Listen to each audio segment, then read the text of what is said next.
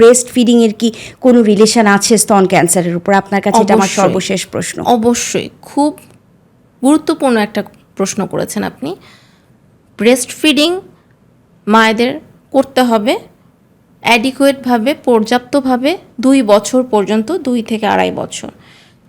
বিভিন্ন গবেষণায় দেখা গেছে ইন্টারন্যাশনালি, আমি যদি 1 বছর বাচ্চাকে বুকের দুধ খাওয়াই, কোনো মা যদি বাচ্চাকে 1 বছর বুকের দুধ খাওয়ায়, সে 4 to 5%, 4 থেকে 5% পরিমাণে হারে ব্রেস্ট ক্যান্সারের রিস্ক থেকে নিরাপদ থাকতে পারে।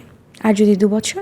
2 বছর অ্যাডিকুয়েট মানে পর্যাপ্ত সময় পর্যন্ত সে যদি ব্রেস্ট ফিডিং করায়, সে 20% পর্যন্ত ব্রেস্ট ক্যান্সারের ঝুঁকি থেকে নিরাপদ থাকতে পারে। 1 বছরের ডিফারেন্সে পার্সেন্টেজের যে তারতম্য, সেটা কিন্তু অনেক। ভিডিওটি ভালো লাগলে লাইক, কমেন্ট এন্ড শেয়ার করুন।